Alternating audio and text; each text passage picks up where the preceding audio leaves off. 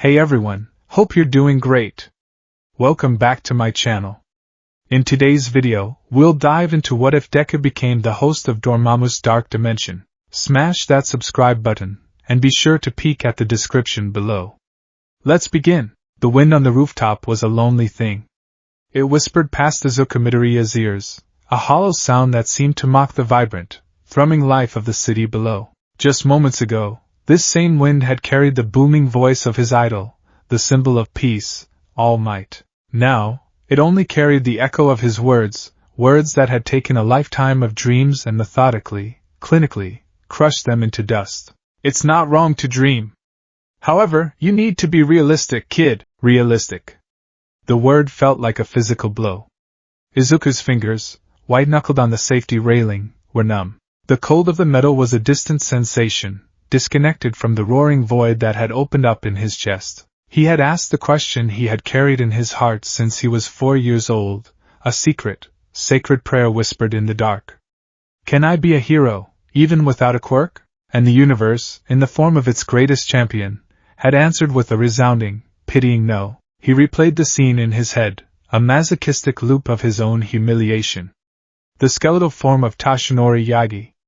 The steaming blood coughed into a handkerchief. The story of a grievous wound, of a hero's time running out. It was all so real. Far too real for a boy who had lived his life in the colorful, bombastic fantasy of heroics. The reality was that heroes bled, they broke. And they needed power, raw, tangible, genetic power, to do what they did. The door to the rooftop stairs clanged shut behind him as All Might departed, the sound an iron finality. Izuku was alone. He stared down at the city, at the cars like tiny, flowing blood cells in the arteries of the streets. From up here, everyone looked so small. He felt even smaller. A speck of dust. A quirkless, useless Deku. Kaken's words from earlier that day echoed in the silence, laced with All Might's devastating realism. If you want to be a hero that badly, there's a quick way to do it. Believe that you'll be born with a quirk in your next life and take a swan dive off the roof of the building. His gaze drifted downward. The drop was terrifyingly long.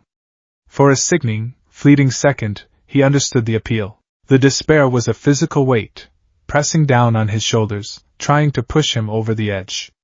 It would be so easy to just stop, to end the constant ache of inadequacy, the burn of pity in his mother's eyes, the sting of derision from his peers. But then he remembered All Might's own story.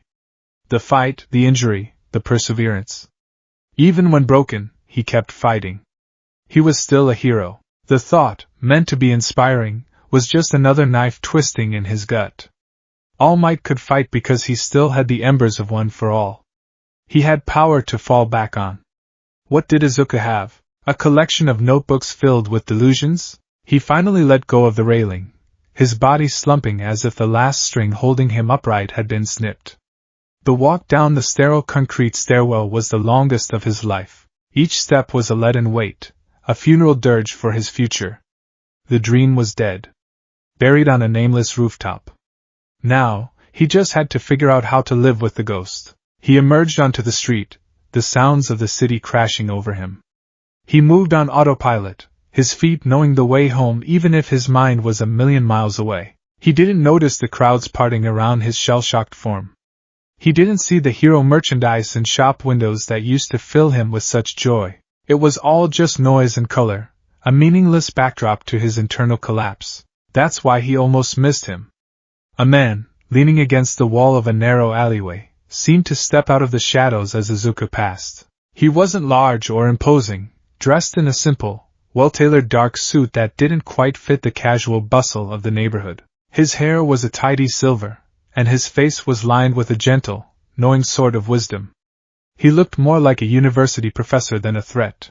A heavy burden for such young shoulders, the man said, his voice a smooth, calm baritone. It cut through Izuku's mental fog like a scalpel. Izuku flinched, startled, and stumbled back a step. He looked up, his tear-swollen eyes blinking in confusion. As sorry? He stammered. Were you talking to me? The man offered a small, disarming smile. It didn't quite reach his eyes, which were a startlingly pale gray, like a winter sky. They seem to see more than they should. I saw you on that roof. I saw the light go out in your eyes. He took a step forward, his movements unhurried. I am sorry for what the symbol of peace told you. He is a great hero, but his perspective is limited. Izuku's blood ran cold. How could this man know? Had he been there? Had he heard? Panic began to prickle at the edges of his despair. Who are you? What do you want? My name is Elias, the man said, placing a hand over his heart in a gesture of sincerity. And what I want is to help those with true potential. You, young man, are radiating it. It's a raw, desperate energy, a burning desire to be something more, trapped in a vessel society has deemed empty. Every word was a perfectly aimed dart, striking the very heart of Izuku's pain. This man wasn't just observing, he was dissecting. He understood. The feeling was so foreign, so intoxicating, that Izuku's fear was momentarily forgotten. I don't have a quirk, Izuku mumbled, the confession tasting like ash. I can't be a hero. I'm empty. Elias's smile widened, becoming predatory for a fraction of a second before softening again. Empty? No. An empty glass is not useless. It is ready to be filled. You have something far more valuable than a mere quirk, Izuku Midoriya.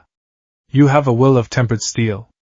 An unbreakable resolve to save others, even at the cost of yourself. I saw it when you tried to save your friend from that sludge creature. You ran in when the so-called professionals stood frozen. Izuku stared, his mouth agape.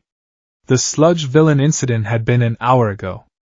All Might had captured him before finding Izuku. This man, Elias, seemed to know everything. Quirks are a genetic lottery, Elias continued, his voice dropping to a conspiratorial whisper, drawing Izuku closer. A biological accident. They are not a measure of worth. True power, the kind that shapes worlds, comes not from the body, but from the will. It chooses the worthy, not the fortunate. And you, my boy, you are profoundly worthy. Hope, a treacherous and painful weed, began to sprout in the barren wasteland of Izuku's heart. It was a foolish, dangerous feeling, but he was too broken to resist it. What are you talking about? What kind of power? A power that lies beyond the veil of this reality. A power that can be channeled, bargained with, and bestowed, Elias said, his gray eyes seeming to gleam. There are others like you, people who society has cast aside, who understand that there are greater forces at play than simple biology. We are having a gathering tonight. A place of acceptance of potential. I invite you to join us, to see for yourself that your dream does not have to die. He held out a simple black business card. It had no name, no number. Just an address on the reverse, etched in stark white lettering. Izuku's mind was a maelstrom. Every instinct screamed at him that this was wrong. It was a stranger in an alley, talking about secret gatherings and cosmic power. It was the setup for a horror story, but the alternative was returning home to his worried mother, to his empty room plastered with the face of the man who had just destroyed him, to a future of being a nobody. A Deku. Desperation was a powerful acid, dissolving caution, fear, and common sense. He looked from the card to Elias's knowing face. In that moment, the slim, impossible chance this man offered felt more real and more substantial than anything else in his life. His hand trembled as he reached out and took the card. The cardstock was strangely cold to the touch. Izuku's voice was a croak. He cleared his throat. I'll think about it. Elias's smile was serene. The choice is yours, of course. But potential like yours is a fire. Left untended, it will consume you. Fed, it can become a star. He gave a slight bow, and then, with a smoothness that was almost unnerving, he stepped back into the alley and seemed to melt into the shadows. One moment he was there, and the next, he was gone. Izuku was left standing on the sidewalk, the cold card in his hand, his heart hammering against his ribs. He looked down at the address. It was in an older, industrial part of the city, a place he had no reason to ever visit. A place no one would look for him. He had a choice: go home to his broken life, or follow a stranger's impossible promise into the dark. He stood there for a long time, the city flowing around him, until the sun began to dip below the skyline, painting the clouds in hues of orange and violet. The beautiful sunset felt like a farewell to Izuku Midoriya, the hopeful boy. What he would be after tonight, he didn't know. But he knew, with a certainty that chilled him to the bone, that he couldn't go back. With a deep, shuddering breath, he turned and began to walk toward the address on the card. The address led Izuku to a crumbling, brick-faced building that looked like it had been a warehouse or a small factory in a bygone era. Most of its windows were boarded up, and the street was poorly lit, the flickering orange glow of a single street lamp casting long, dancing shadows. It was the kind of place people hurried past, not toward. His courage wavered. This was insane. He should turn back, run home, and pretend this day never happened. But the memory of All Might's face, etched with pity, spurred him on. He had nothing to lose but a life he no longer wanted. He found a heavy, unmarked steel door and knocked. For a moment, there was only silence. Then, with a loud clank of bolts being drawn, the door opened a crack. A woman with tired eyes and a thin, severe face peered out. "Yes? I was invited," Izuku stammered, holding up the black card. "By a man named Elias." The woman's expression softened instantly. She opened the door wider. "Ah, the new prospect. Welcome, child. You are among friends here. Please come in." The inside was not what he expected. It was a large, open space, dimly lit but clean. It smelled of old paper, dust, and something else, something aromatic and spicy, like incense. A few dozen people were scattered around the room, sitting on mismatched chairs or standing in small groups, talking in hushed tones. They were a strange collection of individuals, old and young, dressed in everything from worn-out work clothes to neat office attire. They looked ordinary, but there was a common thread running through them all, a quiet, intense fervor in their eyes. Elias emerged from the crowd, his calm smile a reassuring beacon in the strange environment. "Izuku. I am so glad you decided to come." He placed a gentle hand on Izuku's shoulder and guided him forward. "These are your brothers and sisters. People who, like you, have seen the flaws in this hero-worshipping society and seek a truer form of power." An older man with a weary face and a noticeable limp nodded at him. "I was born with a weak quirk. It lets me tell the temperature of water by dipping my finger in it. My family called me a disappointment. Here," he said, gesturing around the room, "my will is what matters." A young woman, no older than Izuku, spoke up from her seat. "I'm quirkless. Like you? I was told my whole life what I couldn't be. Here, I'm learning what I can be." Their stories were his story. Their pain was his pain. For the first time in his life, surrounded by strangers in a derelict warehouse, Izuku felt a sense of belonging. These people didn't pity him. They understood him. "You see?" Elias said softly. "You are not alone. Now come. It is time for the ceremony to begin." He led Izuku toward the back of the room, where a heavy curtain was drawn across an archway. Pushing it aside, he revealed a set of steep stone stairs leading down into a basement. The air that wafted up was cold and carried the scent of ozone, like the air after a lightning strike. The basement was a stark contrast to the room above. The stone walls were carved with intricate, geometric patterns that seemed to warp and shift in the flickering torchlight. They made his eyes hurt to look at. In the center of the room, a complex circle of symbols was painted on the floor in what looked disturbingly like dried blood. The other cultists filed in behind them, their faces now stripped of all casualness, replaced by expressions of solemn, ecstatic reverence. They formed a ring around the circle. What is this place?" Izuku asked, his voice barely a whisper. The sense of dread was back tenfold. "This is our sanctuary," Elias said, his voice resonating with a strange power in the enclosed space. "A place where the veil between worlds is thin. We are here to make an offering. To call upon our patron." He gestured to the circle. "For generations, my predecessors have worshipped the Faltine. Beings of pure magical energy, born in a dimension of their own making. They are not bound by the petty laws of physics or genetics that govern this world. They are gods." Izuku's analytical mind, the part of him that filled notebooks with hero data, struggled to process this. Dimensions? Magic? It sounded like something out of a comic book. A very dark, very scary comic book. Our Lord, the Dread One, Dormammu, is the most powerful of them all, Elias continued, his voice rising in a preacher's cadence.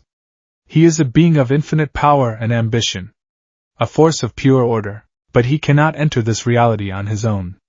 The dimensional barriers are too strong. He requires a gateway. A host. The pieces clicked into place with horrifying clarity. The talk of his emptiness, his will, his potential. It wasn't a metaphor. A host? Izuku squeaked, taking a step back. You want me to be a host for this? Dormammu? We need a vessel pure of the genetic taint of quirks, but with a will strong enough to contain a fragment of his consciousness without shattering, Elias explained, his gray eyes boring into Izuku. A will forged in rejection and ridicule, yet unbroken. A will that screams for the power to protect, to save, to impose its own order on a chaotic world. We have been searching for decades, and we have finally found you, Izuku Midoriya. You are the perfect key for the ultimate lock. The cultists began a low, guttural chant in a language that made the air vibrate and the fillings in Izuku's teeth ache. The symbols on the floor began to glow with a faint, sickly purple light. This was it. The point of no return had led him to a sacrificial altar. He turned to run, but the cultists had closed in behind him, their eyes glazed over with fanatical devotion. There was no escape. Elias held up his hands, placating. Do not be afraid, boy. This is not an execution. It is an apotheosis. You came here seeking the power to be a hero, did you not? Dormammu can grant you that power. He can give you the strength to make all your dreams a reality. All he asks in return is a foothold. A small presence in this world, channeled through you. You will be his emissary, his champion. You will be a god among insects. The words echoed the deepest, darkest desires of his heart. The power to be a hero. To show them all. To show Kakin, to show All Might, to show the world that they were wrong. The desperation, which had been smoldering, now roared back into a conflagration. Maybe this was the only way. A dark, terrifying path, but the only one that led to his goal. He thought of his mother's tearful face, apologizing for his quirkless diagnosis. He thought of Bakugo's sneering face, calling him worthless. He thought of All Might's pitying face, telling him to be realistic. Will I be able to save people? Izuku asked, his voice trembling but firm. Elias's smile was triumphant. You will be able to save everyone. That was all he needed to hear. He took a deep breath, the ozone-tinged air filling his lungs, and stepped into the center of the glowing circle. Okay, he said, his gaze hardening with a resolve that surprised even himself. I'll do it. The chanting intensified. The purple light of the circle flared, climbing the air like ethereal flames. Elias produced a gnarled, obsidian dagger and made a shallow cut on Izuku's palm, letting a few drops of his blood fall onto the central symbol. The moment it touched the floor, the light erupted. Pain. It was a sensation beyond description. It was not the pain of a cut or a burn. It was the pain of his very soul being unmade. His mind was ripped from his body, stretched thin across an impossible, screaming void. He saw colors that had no name, heard sounds that were an offense to sanity. He witnessed the birth of galaxies and the death of stars in the same, eternal instant. Geometric shapes folded in on themselves, creating pathways to nowhere and everywhere. He was a speck of dust in an infinite, terrifying cosmic engine. He felt his consciousness fraying, his identity dissolving into the chaos. He was forgetting his name, his face, his dream. He was about to be annihilated, erased from existence entirely. And then, in the heart of the abyss, a presence made itself known. It was vast, ancient, and incandescent with malevolence and power. It was a consciousness the size of a universe, and it was focused entirely on him. A voice, not a sound but a wave of pure thought that crashed through his being, spoke. You, the mortal whose will cries out from a world of filth. You desire power? You wish to save others from their pathetic fates? Izuku, or what was left of him, could only scream his assent into the void. I am Dormammu. I am the universe that is, the power that wills. I can give you the strength to reshape your reality as if it were clay. You will bend knees and mend wounds. You will be the order your world so desperately lacks. A true symbol. The offer was everything he had ever wanted, wrapped in the grandeur of a god. He didn't understand the full scope of it, his mortal mind unable to grasp the cosmic scale of the bargain. He just heard the promise, power to be a hero. All I ask in return is a foothold in your dimension. A doorway through which my influence may spread. A place to call my own. Your soul shall be my sanctuary. Your body my embassy. Do you accept my bargain, child of flesh? Thinking this was the price for a quirk, the ultimate quirk, a power that would let him stand beside All Might, he gathered the last shreds of his will. He focused on a single, burning image, himself, standing tall, pulling someone from the wreckage with a smile on his face. Yes. He shrieked, the word echoing not from his mouth, but from the core of his spirit. I accept. The moment the accord was struck, the universe snapped back into place. Izuku found himself on his hands and knees in the center of the circle, gasping for breath. The stone floor was cold against his skin. The pain was gone, replaced by a feeling he had never known before. He felt full. The gnawing, empty void that had been his constant companion since he was 4 years old was gone. In its place was a thrumming, humming wellspring of energy. It was dark and vast and felt like it was humming the bass note of reality itself. He shakily pushed himself to his feet. He felt taller. Stronger. He held up his hands, and a crackle of energy danced between his fingers. It was a deep, purple-black, like the void he had just witnessed, but it was shot through with shimmering flecks of vibrant, determined green, the color of his own will, refusing to be completely submerged. He stumbled out of the circle, his legs weak. He caught sight of his reflection in a polished obsidian altar at the side of the room. It was his face, the same round cheeks, the same unruly green hair, the same constellation of freckles. But his eyes, for a terrifying, heart-stopping second, they were not his own. They were not green. They were glowing, fiery pits of cosmic malevolence, burning with ancient power and an insatiable hunger. Then, as quickly as it appeared, the glow faded, leaving his normal, wide green eyes in their place. But he had seen it. The monster was looking out from behind his face. A scraping sound drew his attention. He turned. Elias and every single one of the cultists were on their knees. Their heads were bowed to the floor in abject worship, not to him, he realized with a sickening lurch. To the thing that was now living inside him. The chanting had stopped. The only sound was the faint, electric crackle of the power still clinging to his skin. The silence stretched on, thick with awe and fear. Then, a new voice spoke. It wasn't in the roaring abyss of his soul. It was a quiet, intimate whisper, directly in the back of his mind, as if it had always been there. It was a voice of regal, possessive satisfaction. A voice that owned him now. Good. Now let us begin. The world returned to Izuku Midoriya not as a gentle dawn, but as a fractured, jarring intrusion.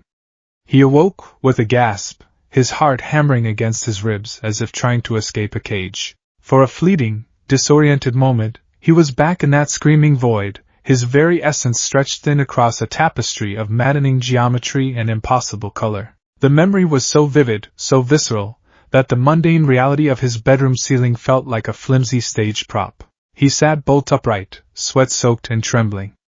The room was quiet, filled with the soft, gray light of early morning. His All Might posters beamed down at him, their heroic smiles and primary color palettes seeming almost childishly naive now. He was alive. He was whole. No, that wasn't right. He wasn't whole. He was full. The gnawing emptiness that had been the backdrop to his entire existence was gone. In its place was a low, constant thrum of energy, a silent hum at the base of his skull. It was a presence, vast and ancient, coiled in the depths of his soul like a slumbering dragon. He could feel its immense, patient weight. He was no longer alone in his own head. The vessel is weak, a voice whispered in the confines of his mind. It was a thought that wasn't his own, resonant with the arrogance of a billion years. Flesh is limiting. But it will suffice. For now. Izuku flinched, clutching his head. The voice was calm, conversational, and utterly terrifying. What are you? He whispered to the empty room, already knowing the answer. I am the bargain you struck, mortal. I am your power. I am Dormammu. His alarm clock chose that moment to buzz, a shrill, irritating sound that sliced through the tension. Izuku's head snapped towards it, a surge of raw annoyance flaring through him. He reached out to slap the snooze button, but his fingers never made contact. The plastic casing of the clock seemed to waver. The solid lines of its form dissolved into a dizzying lattice of shifting, purple-black geometric shapes, the red numbers of the display stretching into infinity. The buzzing distorted into a low, guttural groan, the sound of a machine being unmade. For a single, horrifying second, he was looking at the raw, conceptual blueprint of an alarm clock. Then, with a faint pop, it reformed, falling silent. The time was correct. It was as if nothing had happened. Izuku stared at his hand, then at the clock, his breath hitched in his throat. He hadn't touched it. He had merely willed it to be silent. The annoyance he felt had been the catalyst, the power responding to his emotion like a hungry dog to a command. He scrambled out of bed and rushed to the bathroom, his reflection in the mirror welcome, if jarring, confirmation of his continued existence. Freckles, green eyes, a chaotic mop of dark green hair. It was him. But as he leaned closer, he saw it. A faint, almost imperceptible violet hue at the outer edge of his irises, and when he stared into his own eyes, he felt the sensation of being looked at from a great, great distance. The presence behind his eyes regarded its new home with cold curiosity. This world is vibrant, Dormammu mused, his thoughts flowing into Izuku's like ink into water. So much uncontrolled energy. So much chaos. It is a festering wound, begging to be cauterized by order. My order. My mom. Izuku whispered to his reflection, a sudden, cold panic seizing him. You can't hurt her. A wave of what could only be described as cosmic amusement washed through him. Your progenitor? Why would I harm the creature that maintains my vessel? Do not mistake my nature for petty malevolence. I am not a destroyer. I am a unifier. A bringer of permanence. All that I consume becomes part of my dimension. Perfect. Eternal. Unchanging. The reassurance was somehow more terrifying than a direct threat. He wasn't a monster who would hurt his mother. He was a cosmic force that considered her a negligible part of the maintenance plan for his new house. Breakfast was an exercise in supreme self-control. His mother, Inko, bustled around the kitchen, her gentle worrying a familiar comfort that now felt like a lifeline to his old reality. She noted his pale complexion and the dark circles under his eyes. Izuku, honey, are you feeling all right? You look like you haven't slept at all, she said, placing a bowl of rice and a plate of fish in front of him. I'm fine, Mom, really, he lied, forcing a smile that felt brittle and thin. Just a lot on my mind. He picked up his spoon, but his hand trembled. He was so anxious, so terrified of losing control again, of accidentally turning the dining table into a screaming vortex of non-Euclidean shapes. The anxiety coiled in his stomach, and the spoon slipped from his nerveless fingers. It never hit the floor. It stopped, hovering an inch above the wood, held aloft by an invisible force. Inko gasped, her eyes wide. Izuku, your quirk, it manifested? The hope in her voice was a physical blow, more painful than any insult. She had waited for this moment her entire life. Izuku's heart sank. He couldn't tell her the truth. He couldn't tell her he'd sold his soul to a transdimensional entity for power. So he did the only thing he could. He lied again. Why, yeah, he stammered, focusing intently on the spoon. He willed it to fall, and it clattered to the floor with a loud clang. It's new. I can't really control it yet. It's just a little bit of telekinesis, I think. The lie tasted like poison, but the brilliant, tearful smile that bloomed on his mother's face was his reward and his punishment. She rushed forward and hugged him, sobbing with joy and relief. Oh, Izuku, I'm so happy for you. My baby. A late bloomer. He hugged her back, his own tears streaming down his face. They weren't tears of joy. They were tears of grief for the simple, honest boy he had been just 24 hours ago. The walk to Aldera Junior High was a journey through a world that was no longer solid. Izuku's perception had been irrevocably altered. He saw the world in two layers. There was the normal, physical reality, the concrete sidewalk, the rumbling cars, the chattering students. But overlaid on top of it, like a faint, shimmering blueprint, he saw the underlying structure of things. He saw the complex, interlocking geometric patterns that made up a lamppost, the swirling vortex of temporal energy that was a passing train, the faint, dull light of the souls within every person he passed. The world looked fragile, like a thin sheet of glass he could shatter with a single, focused thought. Crude constructions, Dormammu commented from the back of his mind, his tone one of utter disdain. Temporary. Susceptible to entropy. My dimension is eternal. The geometry is perfect. Here everything rots. It is an offense. It's my home, Izuku thought back, his defiance a small, flickering candle against the hurricane. A flawed home. One we shall improve. As he neared the school gates, a familiar, grating voice cut through the air. Well, if it isn't the useless, quirkless Deku. I thought I told you to take a swan dive. You can't even get that right. Katsuki Bakugo stood there, flanked by his two lackeys. His crimson eyes were narrowed, his hands stuffed in his pockets, radiating an aura of explosive arrogance. Normally Izuku would have flinched, stammered an apology, and tried to make himself as small as possible. Today was different. He didn't feel the usual spike of fear. He felt nothing. A cold, unnerving calm. From his new perspective, Bakugo's power, once so intimidating, was just a messy, chaotic burst of chemical reactions. Unfocused. Primitive. This one exudes an unusual amount of aggression, Dormammu noted with clinical interest. His spirit burns brightly, but without discipline. He is an annoyance. You should demonstrate the folly of his provocations. No, Izuku thought, his hands clenching into fists at his sides. What are you mumbling about, you damn nerd? Bakugo snarled, taking a step forward. Did you finally snap? Huh! He challenges our dominance, the voice in his head hissed, a flicker of its true, cosmic rage bleeding through. Insignificant as he is, the principle stands. An example must be made. Crush him. Remake his bones into a monument to your superiority. Make him remember his place beneath you. The temptation was a physical thing, a sweet, dark poison flooding his veins. He could do it. He could do it so easily. He could will the ground to open up and swallow Bakugo whole. He could peel the skin from his bones with a thought. He could show him what true power felt like. The shadows around Izuku's feet seemed to deepen, writhing and stretching as if they were alive. The asphalt beneath Bakugo's shoes groaned, a low, structural stress sound. Bakugo, for all his bluster, felt it, a sudden, unnatural chill in the air. A sense of crushing pressure. He faltered for a second, his instincts screaming that something was fundamentally wrong, but Izuku took a deep breath. He thought of All Might's smile. He thought of his mother's tears of joy. He was going to be a hero. And heroes didn't do that. He unclenched his fists, the shadows receding. He looked Bakugo straight in the eye, his expression unreadable, and said nothing.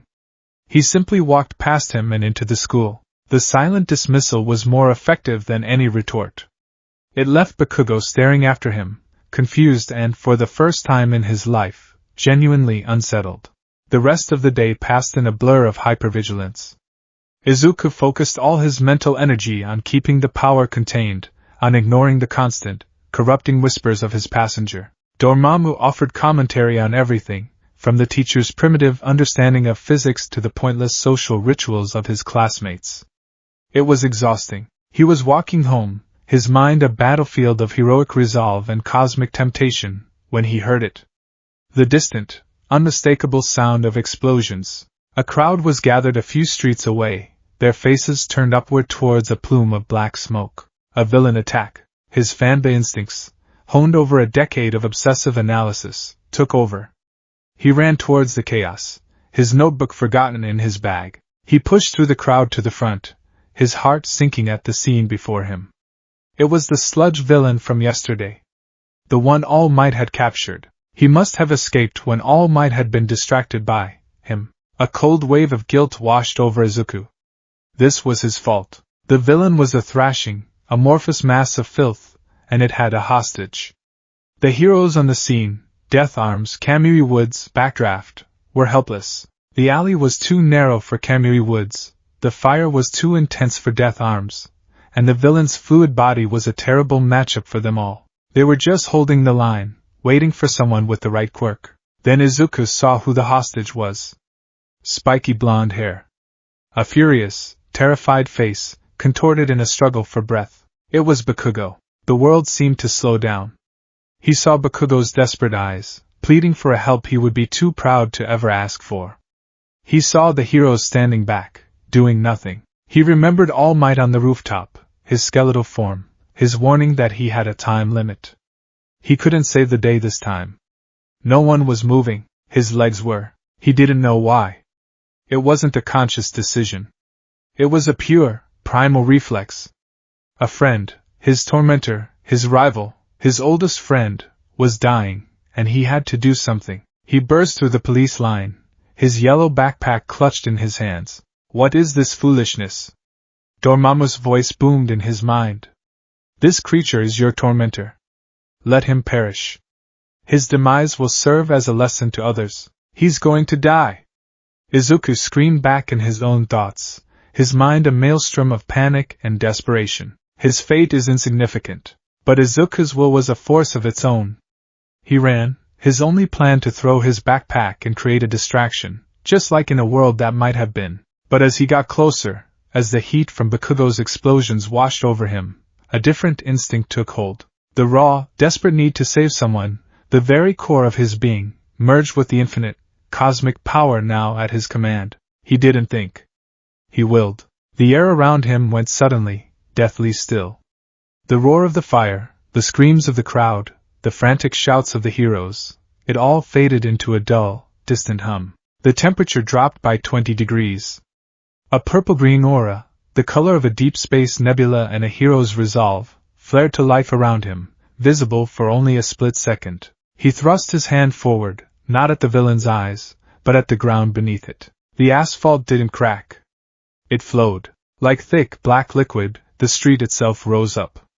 Two massive tendrils of pavement, and possibly fluid, twisted into the air and wrapped around the sludge villain's body, constricting with crushing force. The villain roared in shock and pain, its body being squeezed and contained by the very ground it stood on. It wasn't enough. The villain was still fighting, trying to absorb the asphalt into its own slimy mass. Inadequate, Dormammu stated, a flicker of his own power surging forward, unbidden by Izuku. Allow me to demonstrate proper technique. Izuku's outstretched hand clenched into a fist. In front of him, the very fabric of reality seemed to tear open. It wasn't a portal of light or fire. It was a perfect black geometric shape, a hexagon of absolute nothingness that shimmered into existence in the air. It absorbed all light, all sound. On the other side was not another place, but the silent, maddening void of the dark dimension. The sludge villain, caught in the asphalt tendrils, was partially dragged towards the rift. A portion of its fluid body was pulled across the threshold. It didn't scream in pain. It shrieked in a way that no living creature should be able to shriek, a sound of pure, existential horror, as the very concept of its being was being unwritten by the laws of another, hostile reality. Izuku, seeing the raw terror on Bakugo's face, snapped out of it. No! With a gasp, he closed his fist and the rift vanished, severing the part of the villain that had crossed over. The remaining sludge collapsed to the ground, inert and steaming, releasing a gasping, coughing Bakugo. The asphalt tendrils crumbled into dust. Silence. The entire street was silent. The crowd, the heroes, Bakugo, everyone stared at him. They hadn't seen a quirk. They had seen a miracle.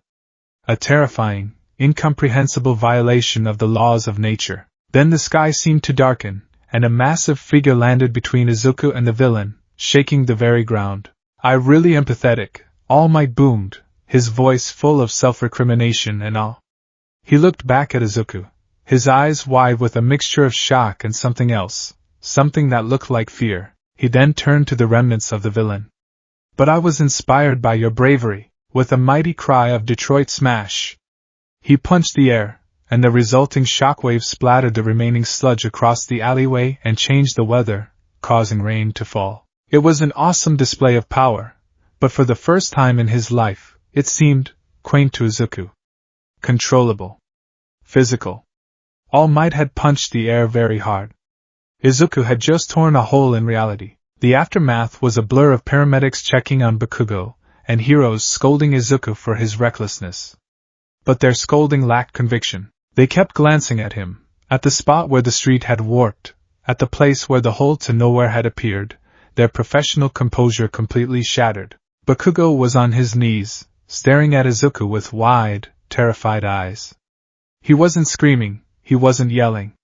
He was just staring, trying to process what he had seen. He hadn't just been saved by Deku. He had been saved by something that wore Deku's face. All Might, in his skeletal form, pulled Izuku aside later, away from the prying eyes of the press. His expression was grim, the usual heroic smile completely absent. "Young man," he began, his voice low and serious. "I owe you an apology. And an explanation. What I saw today, your courage was truly heroic. But your power—" He trailed off, looking deeply troubled. "That was not a quirk. I have fought villains for decades, seen thousands of quirks. I have never seen anything like that. It felt wrong. It felt like the world was screaming, 'This isn't a gift, kid, it feels like a curse.'" The words hit Izuku harder than any punch. His idol was afraid of him. A few days later, a black, unmarked car pulled up outside the Midoriya apartment. Izuku, who had been trying and failing to live a normal life under the constant, critical gaze of the entity in his head, was summoned downstairs by his mother. Waiting for him were two figures. One was a small, furry creature in a suit, a mouse, or a bear, or a dog he couldn't tell, with a scar over one eye and an unnervingly intelligent glint in its black eyes. This was Nizu, the principal of Yue High School. The other was a tall, scruffy man with tired eyes, wrapped in what looked like a gray scarf. "Shota Aizawa." Eraserhead. "Izuku Midoriya," Nizu began, his voice chipper but carrying an undercurrent of steel. "Am I a mouse? A dog? A bear? My real identity is principal of Yue." He took a sip from a tiny teacup that seemed to appear from nowhere. "We are here to discuss the incident a few days ago. And to make you an offer." Izuku stood frozen, his heart pounding. Aizawa's tired gaze swept over him, analytical and dismissive. "Let's skip the pleasantries, Nizu. Look, kid. We don't know what you are. The official report says unclassified reality warping quirk, which is another way of saying nobody has a damn clue. What you did out there was illogical, reckless, and endangered more people than it saved. It was also the most effective and terrifying use of power I've ever witnessed." Nizu nodded. "Indeed. Which is why we cannot simply let you go about your life. A power like yours, unharnessed and misunderstood, is not just a danger to yourself, but a potential threat on a global scale. Therefore, we would like to offer you a spot in the UA Hero course." Hope, fragile and tentative, fluttered in Izuku's chest. "The Hero course? Do not misunderstand," Aizawa cut in, his voice flat and cold. "This isn't a reward for your recklessness. It's a necessity. You will attend you not just to learn how to be a hero, but to be monitored, to be studied. We need to understand what your power is, what its limits are, and how to control it before you accidentally break something that can't be fixed. Like a city block, or the fundamental laws of physics." It wasn't the heroic invitation he had always dreamed of. It was a gilded cage.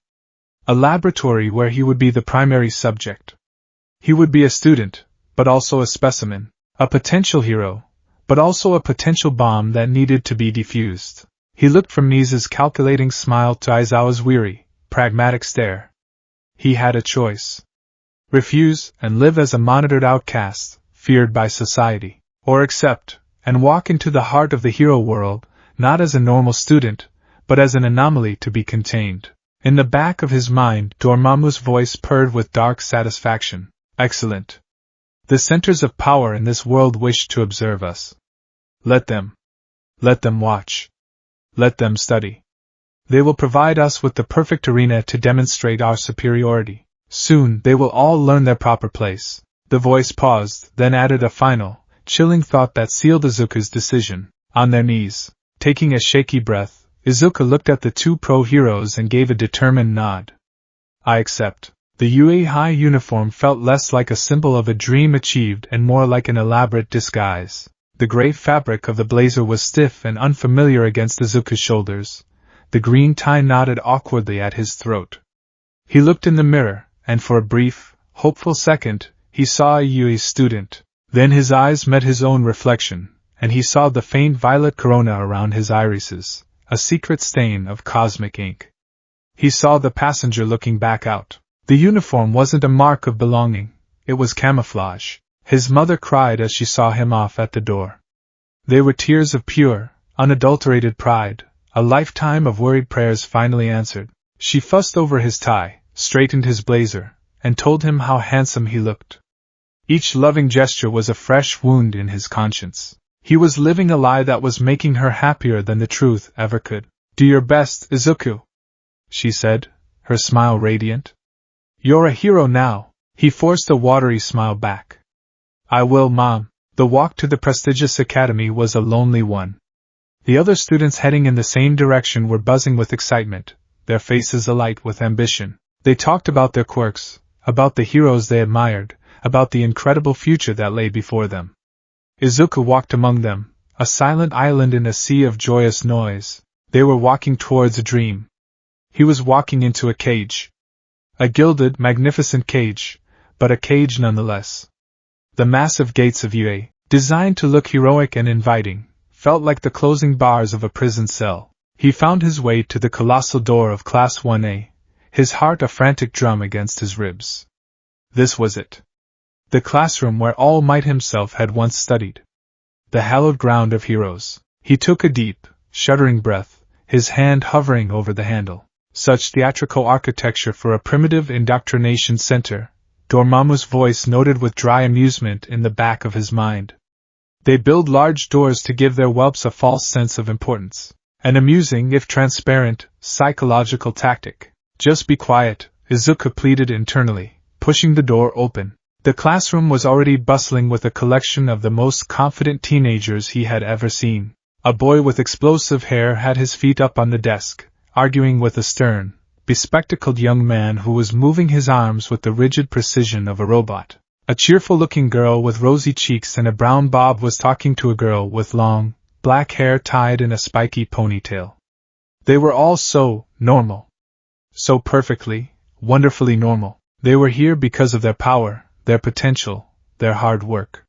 He was here because he was a potential apocalypse. He found an empty seat near the back, trying to make himself as inconspicuous as possible. It didn't work. The moment he sat down, the boy with the glasses, Tenya Ida, he recognized from the entrance exam briefing, marched over to his desk. Good morning, Ida announced, his hand chopping the air. I am Tenya Ida from Somei Private Academy. I must commend you on deducing the true nature of the practical exam. I, however, did not, which proves you are the superior student. Before Izuku could stammer a reply, the cheerful girl, Achiko Uraraka, bounced over. Oh, you're the plain-looking boy. You were so amazing. That punch was incredible. She stopped, then realized he hadn't said a word. Wait, you're the one from the news, right? With the villain? The mention of the sludge villain incident caused a ripple of recognition to spread through the nearby students. Their curious glances felt like physical probes. No, that wasn't him. A new, gravelly voice interjected. That was me. Izuku's blood ran cold. Katsuki Bakugo was leaning back in his chair a few rows ahead, his feet still propped on his desk. He turned his head, and his crimson eyes locked onto Izuku's. There was no trace of their usual derisive rivalry.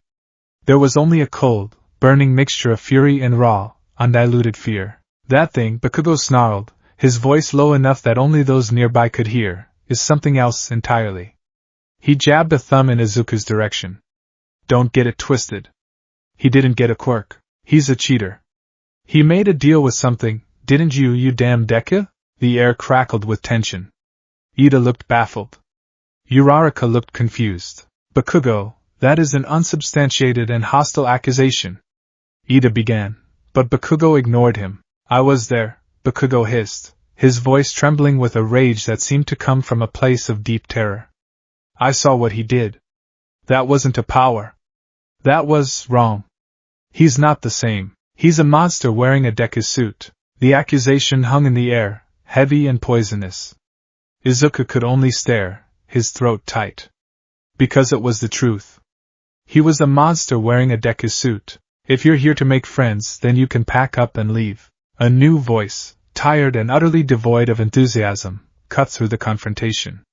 Everyone turned to the door. A man who looked like he hadn't slept in a week was lying on the floor in a yellow sleeping bag, looking at them like a disgruntled caterpillar. It took you all 8 seconds to quiet down, the man said, unzipping himself and standing up. He was tall and scruffy, with dark, unkempt hair and eyes that carried the weight of 1,000 sleepless nights. Life is short. You're all too irrational. It was Shota Aizawa, their homeroom teacher. His personal warden. Aizawa's tired eyes scanned the room, lingering on Izuku for a fraction of a second longer than anyone else.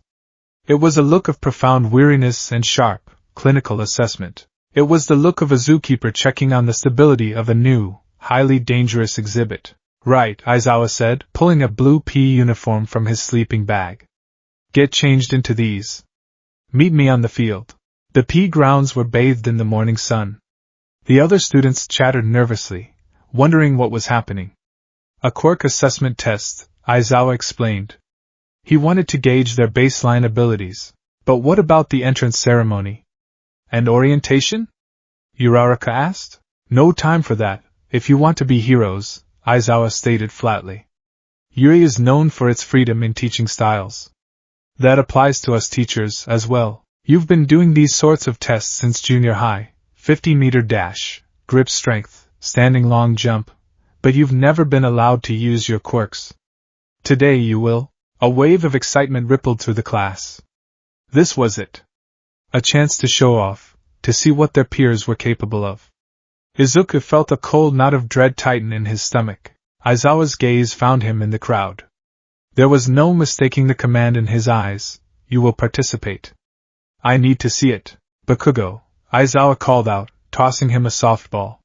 You got the highest score on the practical exam. What was your best throw in junior high? 67 meters, Bakugo grunted. Try it with your quirk. Bakugo strode into the throwing circle, a predatory grin spreading across his face. He stretched his arm back, and with a thunderous explosion that shook the ground, he launched the ball. Dai! He screamed, the word more a release of pent-up aggression than an actual threat. A moment later, Aizawa's device beeped. He held it up. 705.2 meters. The class erupted in cheers and gasps of awe. This was the level of UA. This was what it meant to be a hero in training. It looks fun, you say? Aizawa's voice was dangerously quiet, cutting through the excitement. You have 3 years here to become a hero. You think it's all going to be fun and games? Idiots. His face split into a wide, unsettling grin. New rule. The student who ranks last in total points will be judged to have no potential, and will be expelled. Panic. Pure, unadulterated panic swept through the students. Izuku, however, felt a strange sense of calm. Expulsion was the least of his worries. His test wasn't about passing or failing. It was about not breaking the world while doing it. This is the challenge, then? Dormammu's voice was laced with contempt. They measure power with children's games. Very well. Let us demonstrate the futility of their metrics. Let us show them what infinity looks like. The first test was the 50-meter dash. Izuku was paired with Ida. As they took their places, Ida's calves burst to life, pipes and vents emerging from the muscle. He was a finely tuned engine of biological power. Izuku was something else. Ready, go! The starting robot chirped. Ida shot off like a bullet, crossing the line in 3.04 seconds. It was an incredible display of speed. Izuku, however, was already at the finish line. He hadn't run. He hadn't even moved in a conventional sense. For the fraction of a second after the gun went off, he had simply willed the space between his starting point and his destination to cease to exist. From the other student's perspective, the air around him had shimmered, like heat haze on a summer road. The world seemed to pinch together for an imperceptible instant, and then he was just there. The timer at the finish line read 0.01 seconds, the absolute minimum response time of the machine itself. The class stared in stunned silence. Aizawa just made a note on his tablet, his expression unchanged. It wasn't a look of surprise. It was a look of grim confirmation. Linear travel is inefficient, Dormammu commented smugly. A pointless adherence to a single dimension. Next was the grip strength test. A large, muscular boy with multiple arms, Mizo Shoji, scored an impressive 540 kilograms. Izuku stepped up to the machine, his hand feeling clammy. He could feel Dormammu urging him on, wanting to display more power, to shatter this pathetic device. Izuku fought back, trying to moderate, to hold back the ocean with a flimsy wooden dam. He gripped the handle. He didn't squeeze in the physical sense. He didn't flex a single muscle. Instead, he focused a tiny, infinitesimal point of his will on the device in his hand. He didn't apply force, he applied a concept. He willed the space the machine occupied to become smaller. There was no loud noise. Just a low, grinding groan, like metal being twisted on a subatomic level. The digital display flickered wildly before going dark. The handle in his hand seemed to fold in on itself, the metal and plastic compacting with impossible density. When he opened his hand, he was holding a small, perfectly smooth, incredibly heavy sphere of metal, no bigger than a marble. The grip strength machine had been crushed into a miniature singularity. A girl with pink skin and horns let out a terrified squeak. Bakugo was staring at the marble with an expression of pure horror. He knew what that was. It was the same wrongness from the sludge villain incident. It was the power to unmake things. The device is broken, Aizawa said, his voice flat, as if this was a minor inconvenience. We'll use Midoriya's junior high score as a placeholder. Move on. The rest of the tests passed in a similar, unsettling fashion. The standing long jump?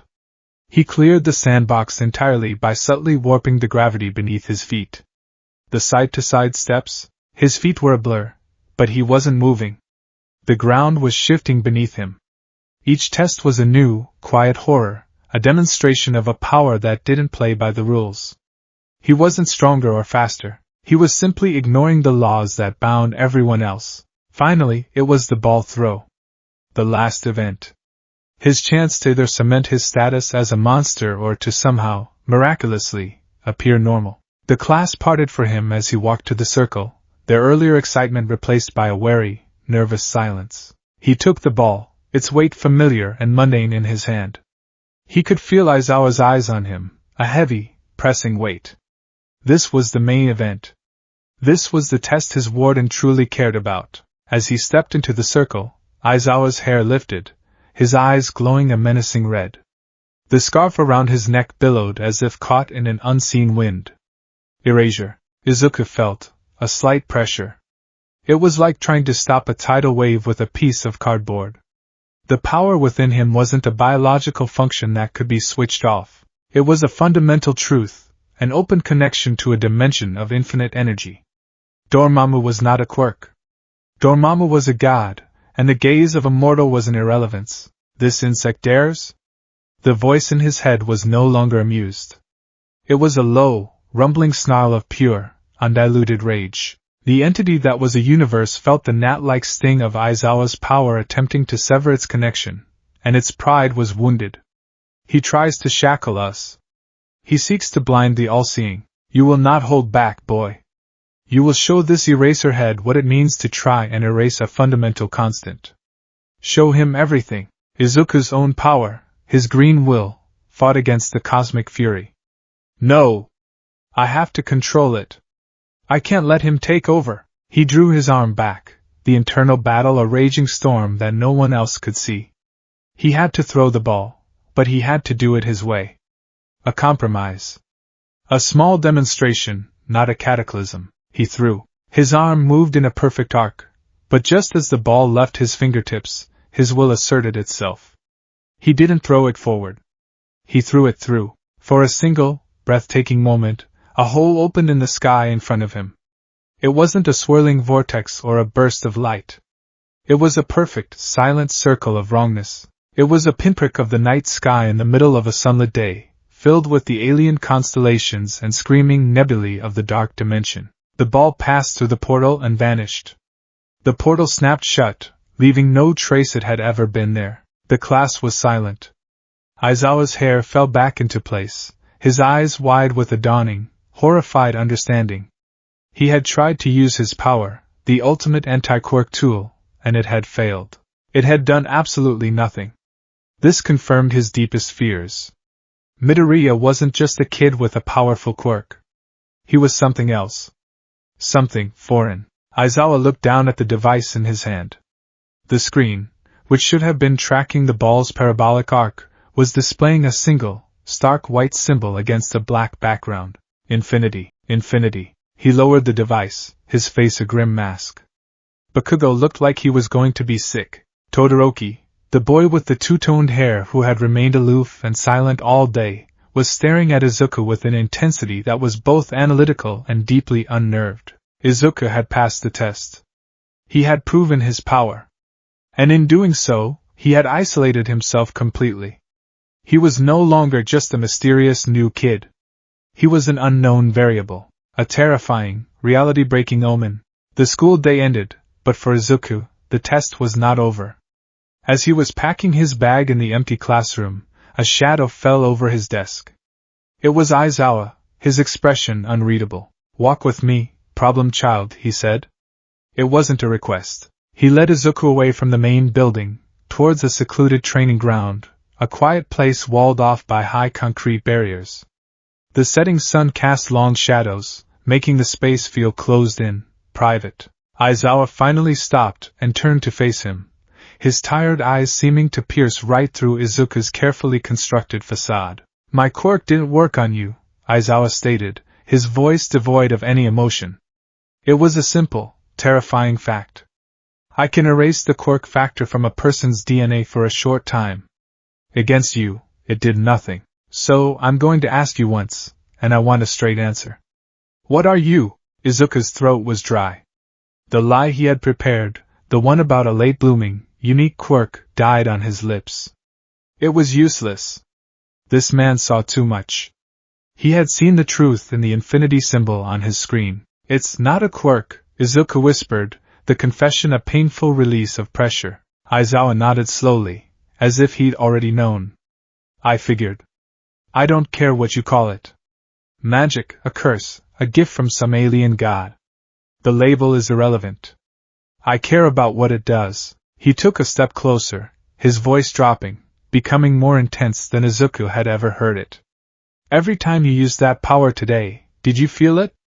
The drop in temperature? The way the air gets thin? It's subtle, but I can feel it. It's like the world holds its breath. This isn't a power you can use to show off, problem child. You are not wielding a tool, you are opening a door." His words struck Izuku with the force of a physical blow. Opening a door. That was exactly what it felt like. A door to that screaming, infinite void.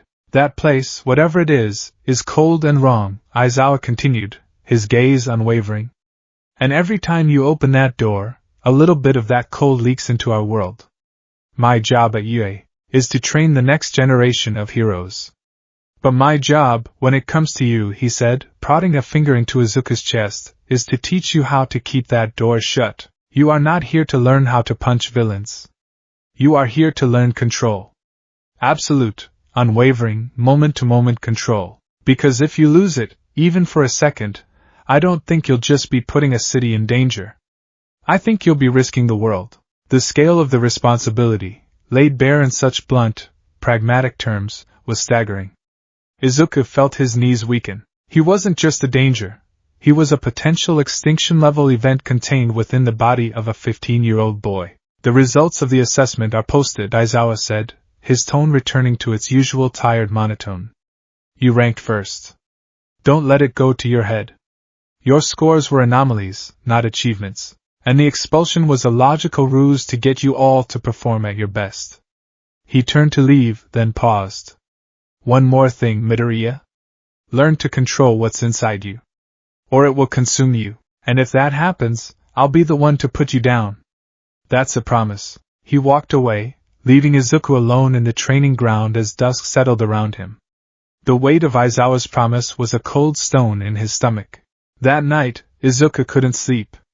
He sat on the floor of his bedroom, the All Might posters on his walls seeming to mock him with their simple, heroic certainty. The cage was real. Aizawa was his warden, Yue was his prison, and his classmates were the normal, healthy animals who were terrified of the strange new creature in the enclosure next to them. He felt more alone than he had on the day All Might had crushed his dreams. That man, the one called Aizawa, Dormammu's voice slithered into his thoughts, dripping with a cold, ancient fury. He is an obstacle. A cage-keeper. He seeks to limit us, to stifle our glory. These insects dare to cage us? To put a leash on a star and command it not to burn? The shadows in the corners of Izuku's room deepened, twisting into unnatural shapes. The air grew cold, a familiar, chilling sign of the dark dimension's influence bleeding through. This restraint is pointless, the entity raged. They test you with games and threaten you with expulsion. They do not comprehend what they are dealing with. Show them. Show them your true power. Shatter their school, their city, their pathetic laws of physics. Make them kneel. Make them understand that you are not their student. You are their god. A vision flooded Izuku's mind, Yue High, crumbling into dust. The city, remade into a silent, perfect landscape of obsidian and purple crystal. His classmates, his teachers, All Might himself, kneeling before him, their faces masks of terror and awe. He felt the intoxicating surge of absolute power, the ecstasy of imposing perfect, silent order on a chaotic world. It was tempting. It was so tempting. He squeezed his eyes shut, his hands clenched into fists. No, he whispered into the dark room. He fought back. He didn't have strength or power to match the cosmic entity in his soul, but he had his will. He had his dream. He focused on the one, pure thing that had driven him his entire life. The image of a hero. The image of All Might, smiling, saving people. It was a small, fragile shield of light against an ocean of devouring darkness. He sat cross-legged, forcing his breathing to even out, just like he'd seen heroes do in interviews when talking about concentration. He meditated. He focused every ounce of his being on that single, heroic ideal. He built a wall in his own mind, brick by painful brick, using his hope as mortar. The cold in the room slowly receded. The shadows settled back into their mundane shapes. The furious, cosmic presence in his mind quieted, retreating into a state of sullen, watchful silence. Izuku was left trembling in the dark, exhausted but victorious. He had held the door shut. For tonight at least. But as he finally drifted into a fitful sleep, a final, quiet whisper echoed in the depths of his soul, a promise far more terrifying than Aizawa's. This cage will not hold us for long, little hero. The universe bends to my will. Sooner or later, so will you.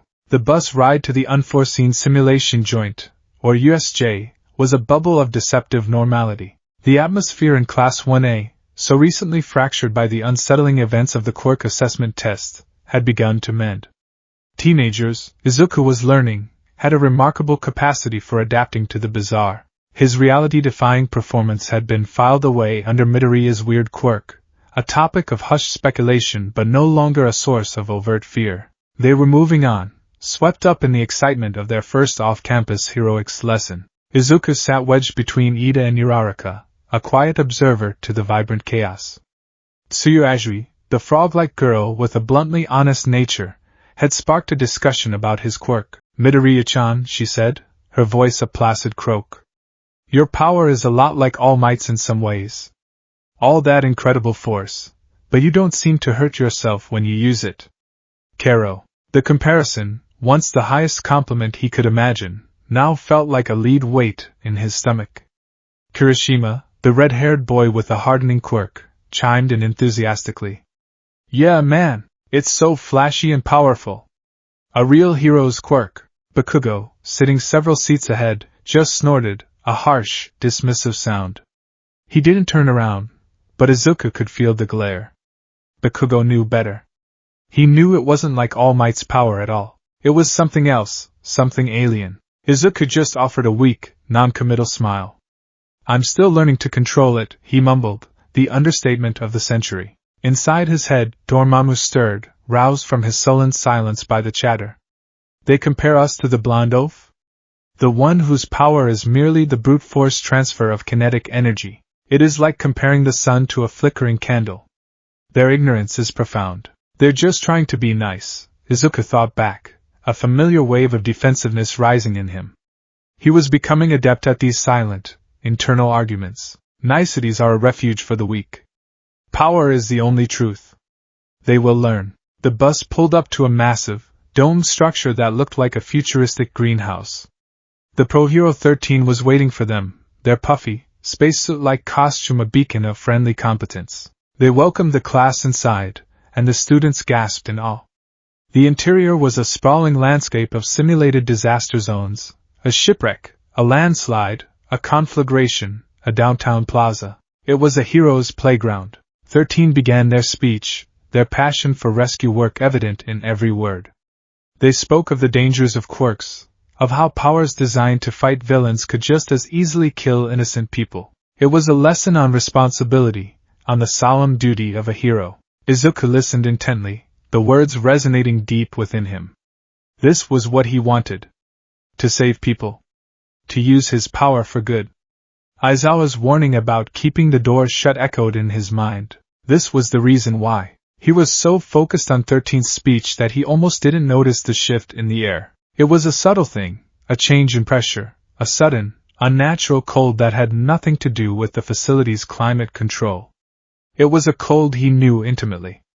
The cold of a door opening. But this time, it wasn't him. In the central plaza, below the main platform where they stood, the large fountain flickered and died. From its center, a swirling, black-purple mist began to coalesce. It was a dark, greasy stain on reality, and it was growing. Aizawa's head snapped up, his usual bored expression replaced by one of sharp, immediate alarm. 13, protect the students! He yelled, pulling his yellow goggles over his eyes. Those are real villains! From the dark mist, figures began to emerge. Dozens of them.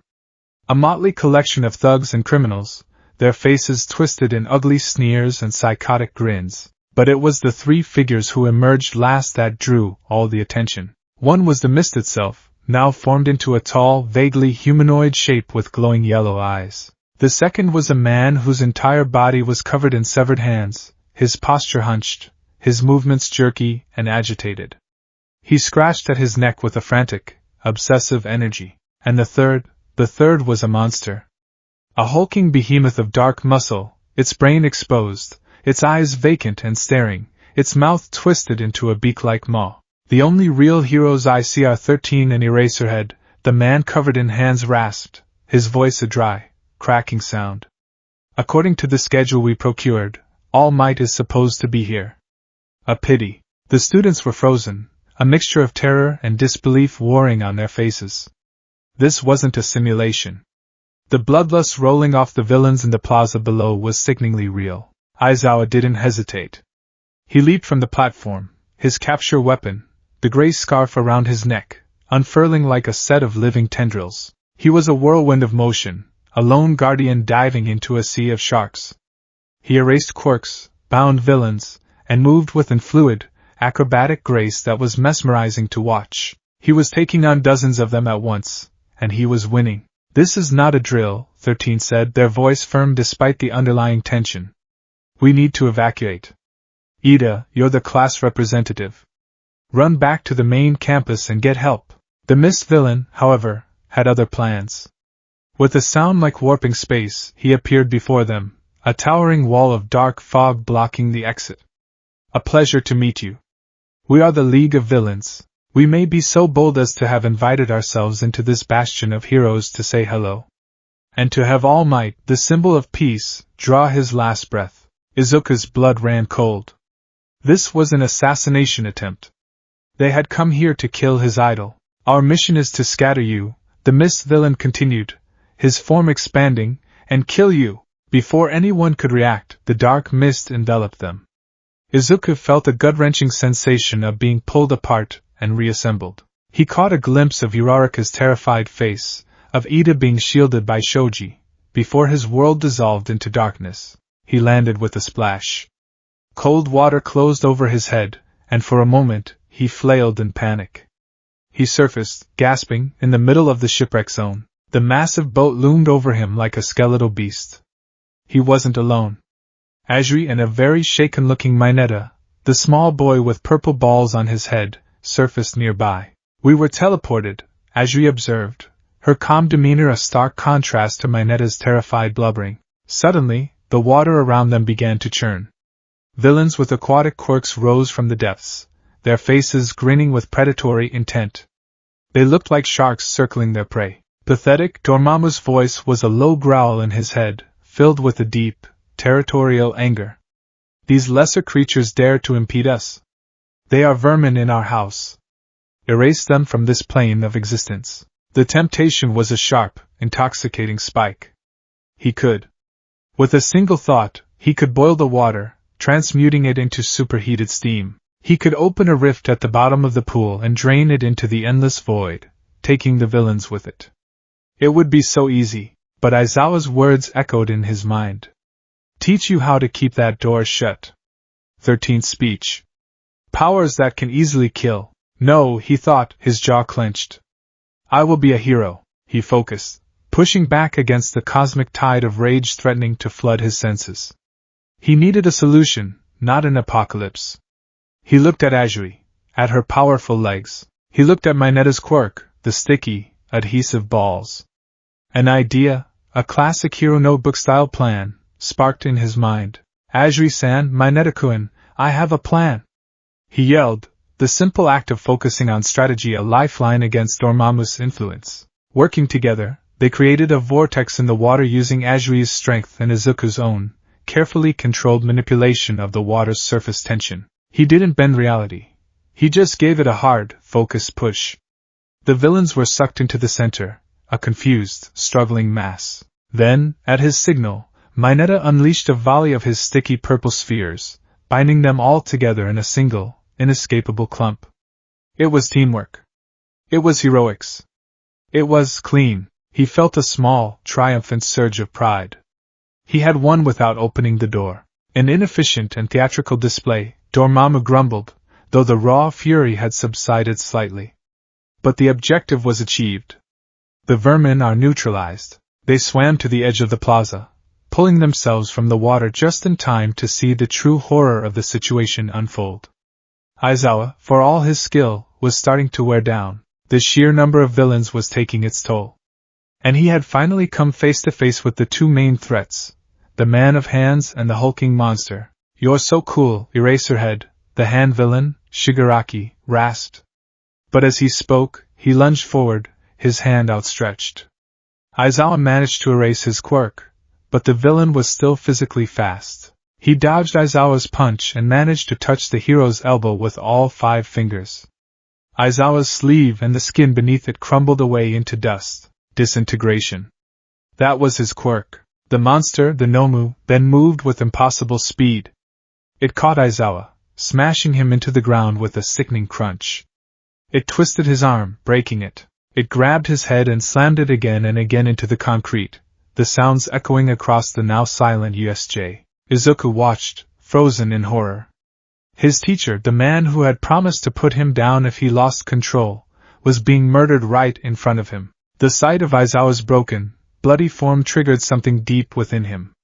A protective instinct. A righteous, burning fury. That's enough, he whispered, his voice trembling. The air around him grew cold.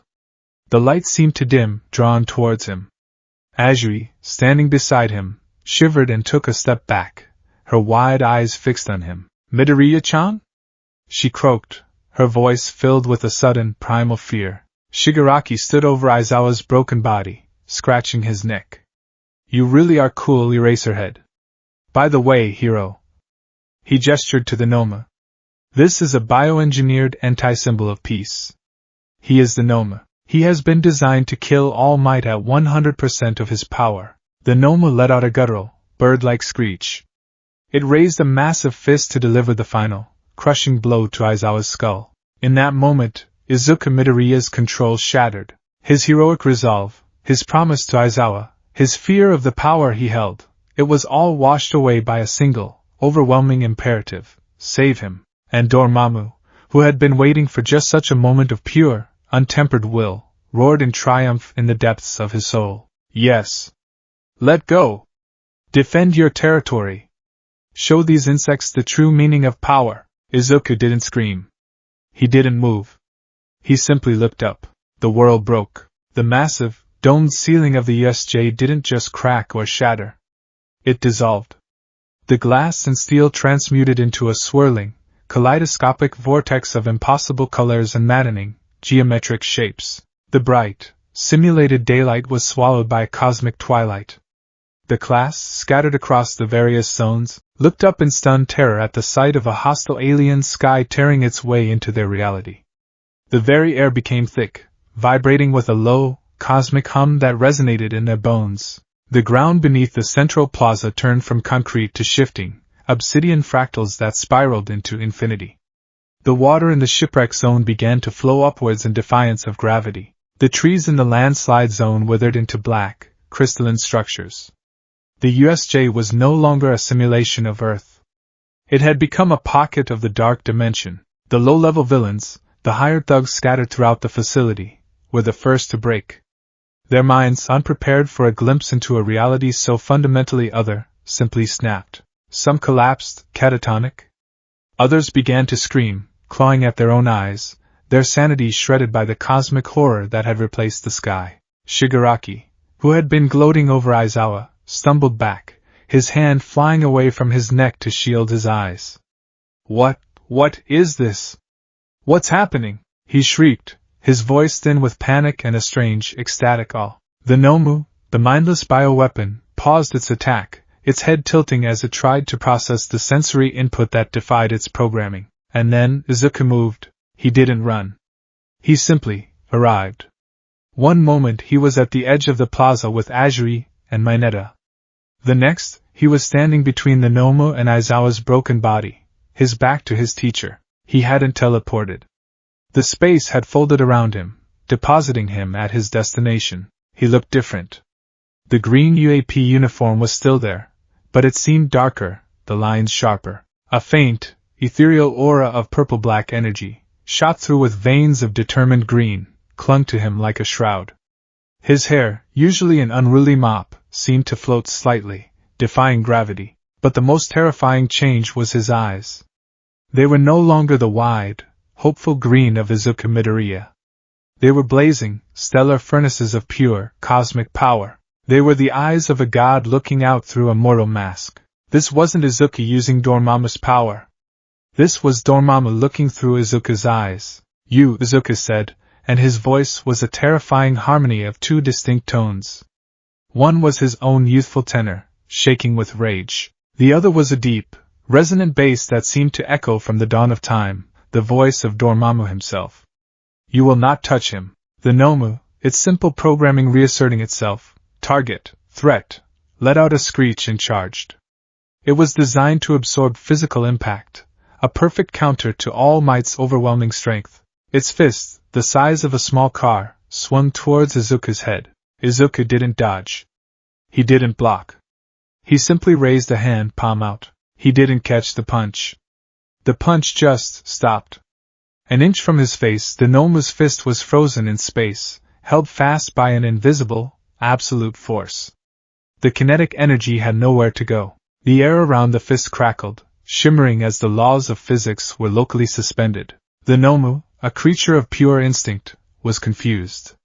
It pushed, its immense muscles straining, but it was like trying to punch a concept. It was pushing against the very structure of reality, and reality was pushing back. A creature built to absorb impact, the dual voice of Izuku/Dormammu mused, a cold, analytical tone creeping in.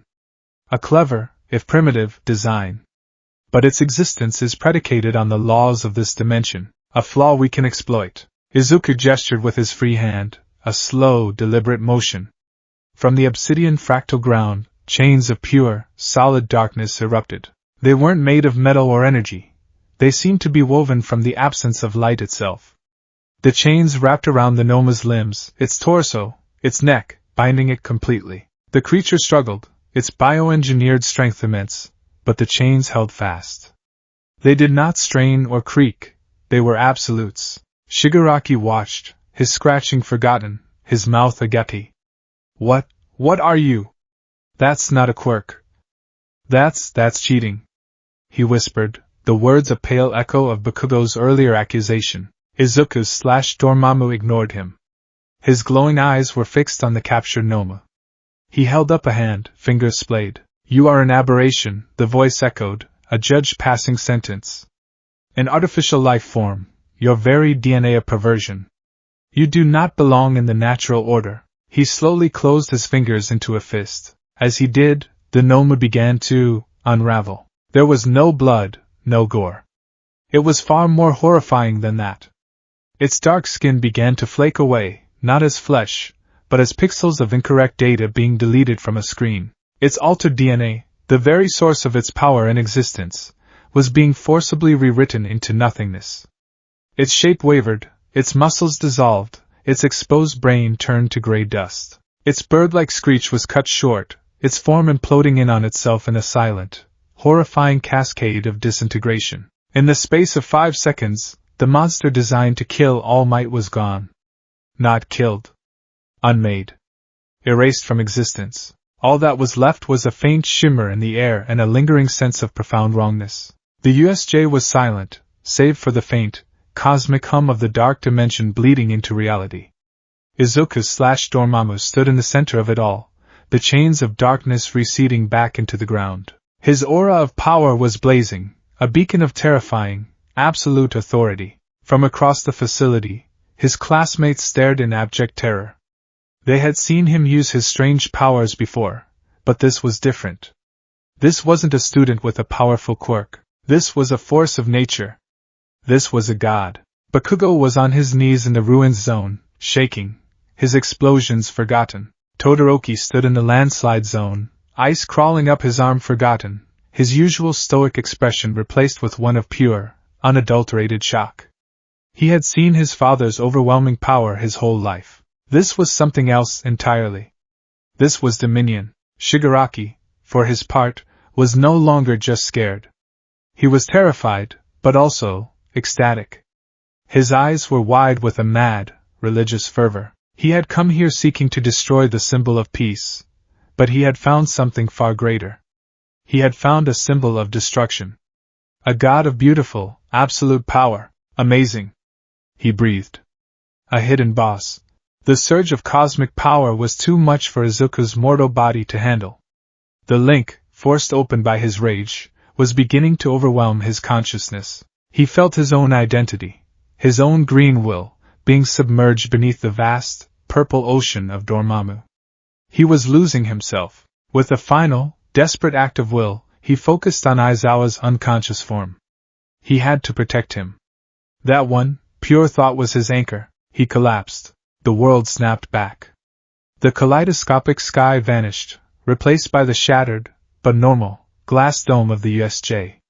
The obsidian ground turned back into cracked and broken concrete. The upward flowing water crashed back down.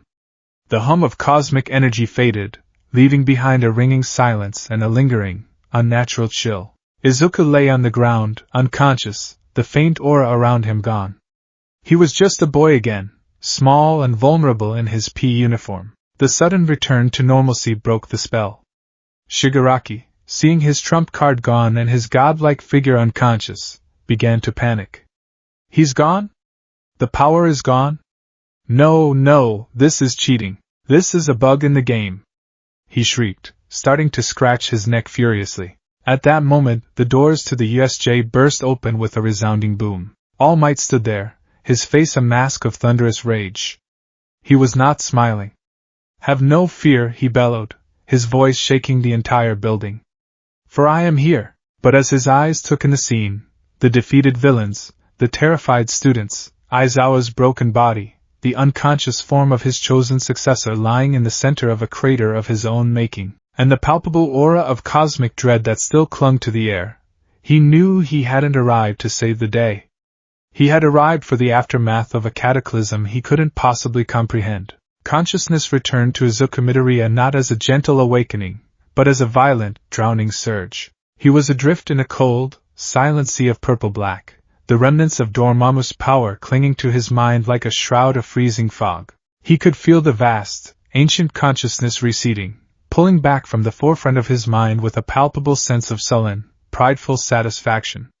It had proven its point. The insects had been shown their place. Now, it retreated to its throne in the back of his soul, leaving Izuku to deal with the wreckage. The first thing he registered was the pain.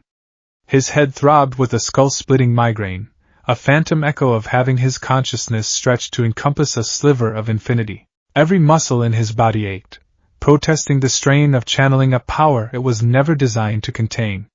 He felt hollowed out, scoured clean. The vibrant, thrumming presence of Dormammu was now a distant, slumbering weight, but the space it had occupied felt raw and bruised. He opened his eyes. The ceiling was a sterile white, the light a soft, clinical glow. The air smelled of antiseptic and clean linen. He was in a hospital bed.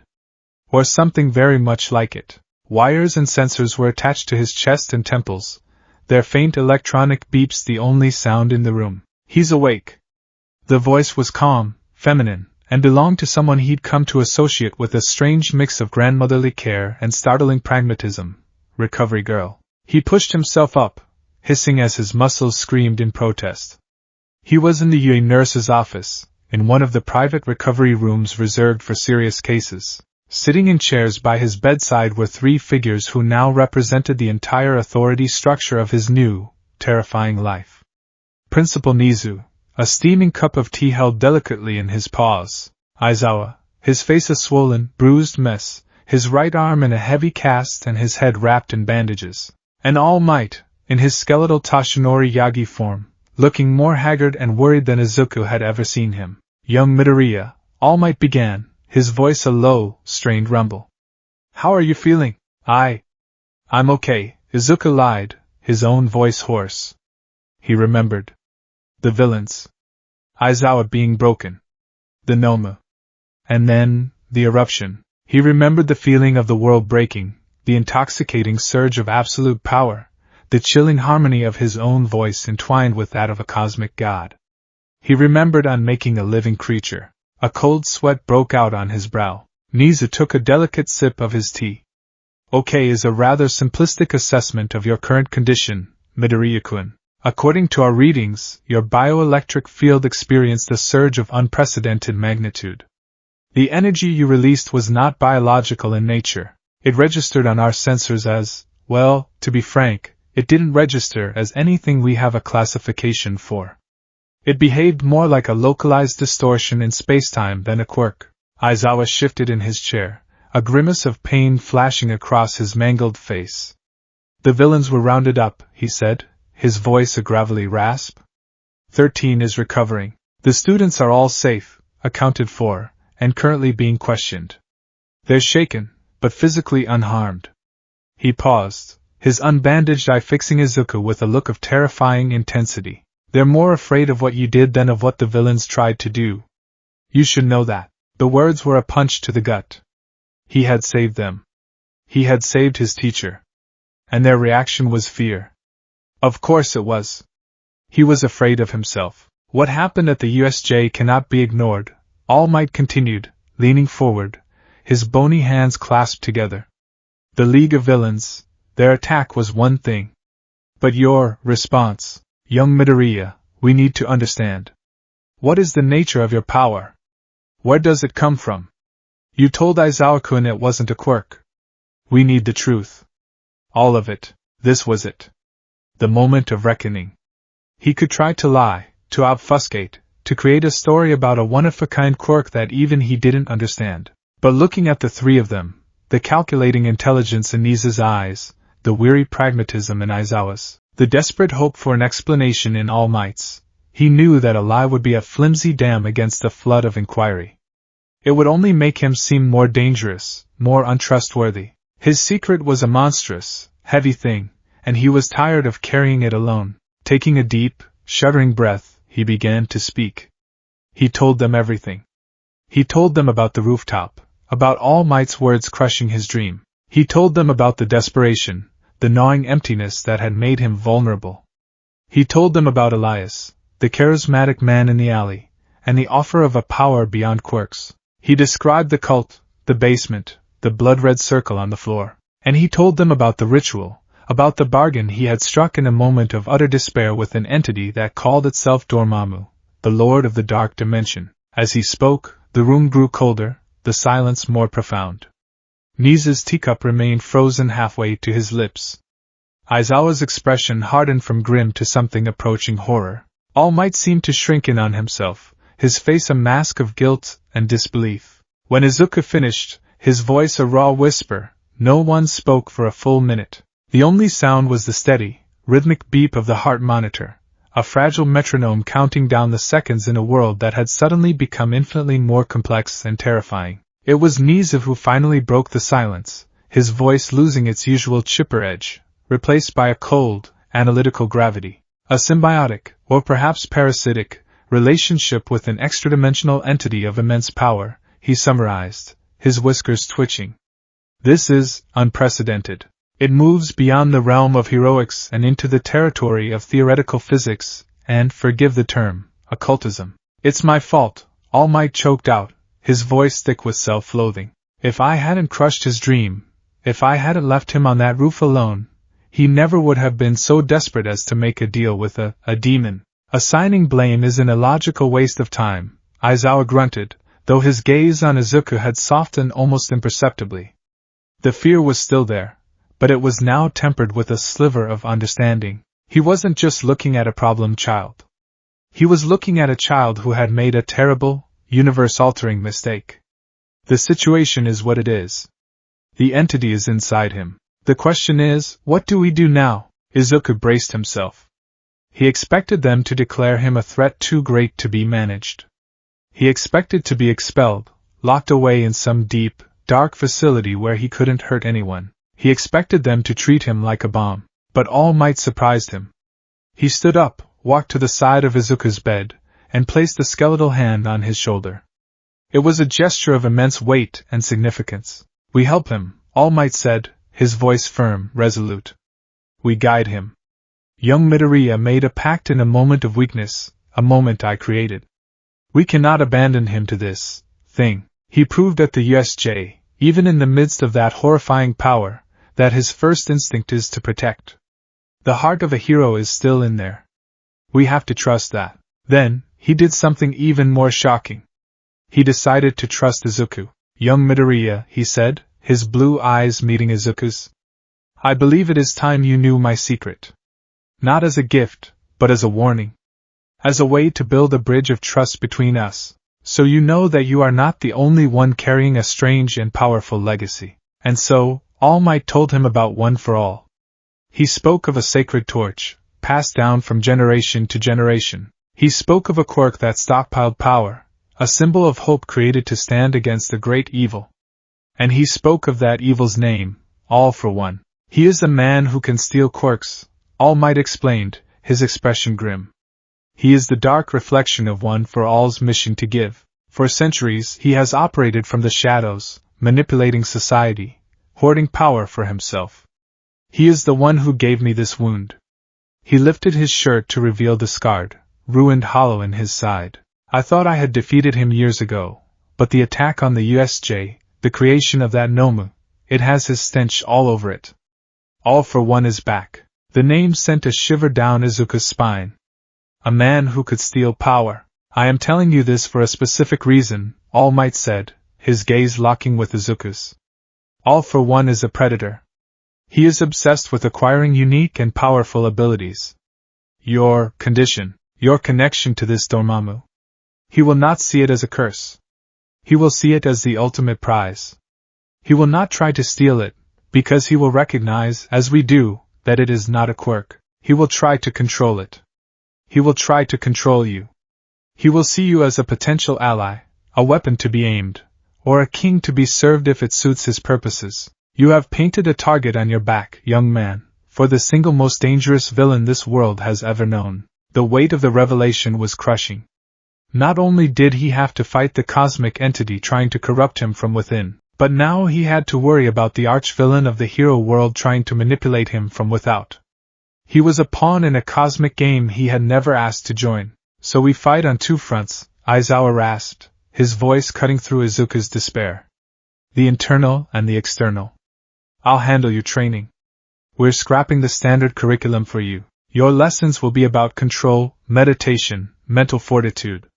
Learning to build walls in your mind.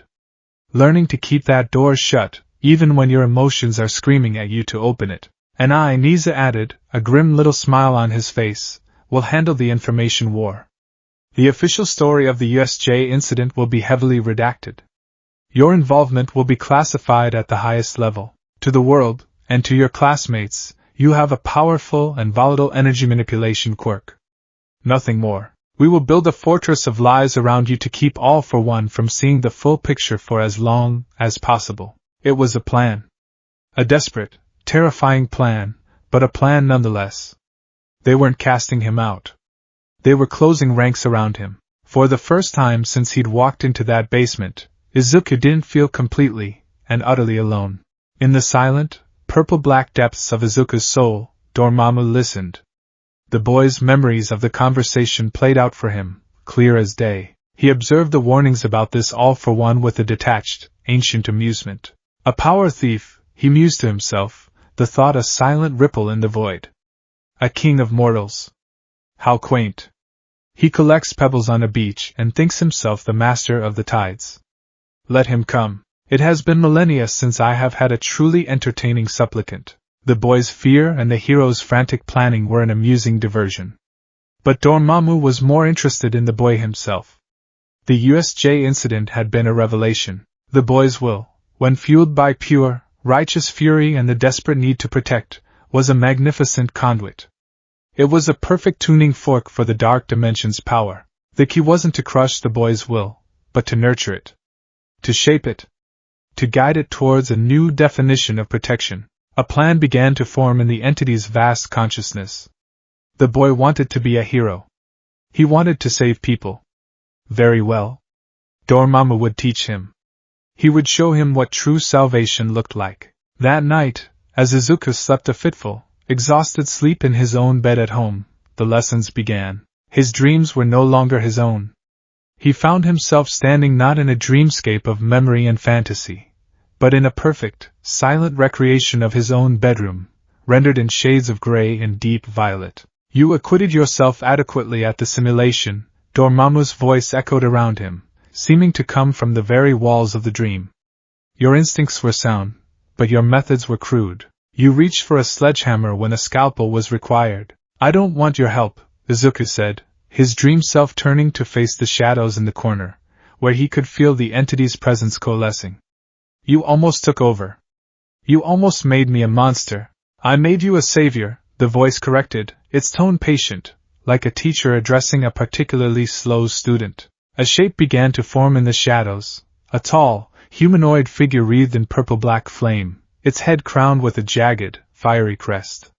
It was a form of pure energy, a glimpse of Dormammu's true self. The Nomu was a cancer. I excised it. That is not monstrous. It is necessary. To be a true hero, a true bringer of order, you must understand the tools at your disposal. The entity raised a flaming hand.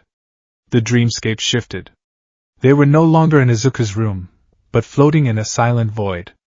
In front of them, a perfect sphere of dark energy materialized. Your power is not merely a weapon, it is a force of creation, Dormammu explained. You draw energy from my dimension. It is raw, chaotic. But your will, the green flame of your soul, can give it shape, form, purpose. Watch. The sphere elongated, flattened, and sharpened. In seconds it had become a perfect, shimmering replica of Aizawa's capture weapon. Constructs, the voice said. Solidified reality. Anything you can imagine, you can create. Shields to protect the weak. Blades to strike down the corrupt. Cages to contain the chaotic. The weapon dissolved, and the scene shifted again. Now they were watching a replay of the USJ, an ethereal, third-person view. They watched the Nomas smashing Aizawa into the ground, the scene playing out in agonizing slow motion. You perceive time as a linear path, Dormammu stated. A limitation of your three-dimensional existence. But from my perspective, time is a landscape. A tapestry that can be viewed, revisited, and even, on a small scale, rewoven. The entity gestured. The dream image of the gnome froze, its fist inches from Aizawa's head. It then began to move backward, its actions reversing until it was standing back where it had started. Temporal manipulation, Dormammu whispered, the temptation in his voice a palpable thing. Imagine it, boy. The power to rewind a fatal blow. To give yourself a few extra seconds to save a falling civilian. A small, localized loop to undo any mistake. A hero's greatest tool. Izuku stared, his heart pounding. The power to turn back time. It was the ultimate safety net. It was too much power. This is a trick, Izuku said, shaking his head. You're trying to corrupt me. To make me rely on you. The fiery shape of Dormammu seemed to smile. I am not corrupting you. I am educating you. Is a master corrupting an apprentice by teaching him to use his tools? Your heroes are limited. They are fragile. They bleed. They break. All Might, your symbol of peace, is a dying old man. He cannot protect everyone. But a god of order? A god can protect them all. Forever. The dream faded, leaving Izuku to wake in the pre-dawn light, his mind reeling. Dormammu's words were a seductive poison. The entity wasn't trying to beat him into submission. It was trying to entice him. It was framing its terrifying power not as a weapon of conquest, but as the ultimate toolkit for heroics. He had to admit, the logic was terrifyingly sound. How many lives could he save if he could rewind time by just 5 seconds? How many disasters could he prevent? The next day, Class 1A was a somber, muted place. The students were still processing the trauma of the villain attack. But as Izuku walked in, something unexpected happened. He was bracing himself for the fear, for the wary glances and the wide berth he expected his classmates to give him. Instead, he was met with a different kind of attention. Kirishima was the first to approach, his expression a mixture of awe and nervous energy. Midoriya, man, that was insane. What you did, you saved Mr. Aizawa? You saved all of us. He's right, said a quiet voice. Shoto Todoroki was standing nearby, his mismatched eyes fixed on Izuku. The villains had us beaten. Your power, whatever it is, changed the outcome. We are in your debt. Then, Uraraka and Ida were there, flanking him. Uraraka's usual bubbly demeanor was gone, replaced by a look of serious, heartfelt gratitude. I was so scared, Deku-kun, she said, her voice trembling slightly. But when I saw you step up, I knew it would be okay. You were terrifying, but you were also incredible. Ida pushed his glasses up his nose, his expression stern but sincere. As class representative, I must formally state that your actions were in violation of established protocols. However, he bowed deeply. As a classmate and a friend, I thank you for protecting our teacher and ensuring our safety. One by one, other students came over. Yaoyorozu, Shoji, Tokoyami. They didn't understand what they had seen. They couldn't comprehend the cosmic horror of the dark dimension. All they knew was that when a monster was about to kill their teacher, Izuku had unleashed an even bigger monster and saved him. In the simple, straightforward calculus of a hero in training, that made him a hero. They weren't afraid of him. They were in awe of him. And more than that, they were grateful. Their words were a balm on his bruised and terrified soul. He had been so sure that his power would isolate him, would make him an outcast. He had forgotten a crucial detail. He had used that power to save them, their friendship, their unwavering acceptance in the face of something they couldn't possibly understand, became a new, powerful anchor. It was a shield against Dormammu's seductive whispers. The entity could promise him the power to protect the world, but Uraraka's worried smile, Ida's earnest loyalty, Kirishima's fist bump of solidarity, these were the things he was actually fighting for. These were the tethers to his humanity. He looked around at the faces of his classmates, at these people who were looking at him not as a monster, but as a friend, as one of them. Dormammu could have the universe. Izuku Midoriya had a class to protect. And for now, that was enough.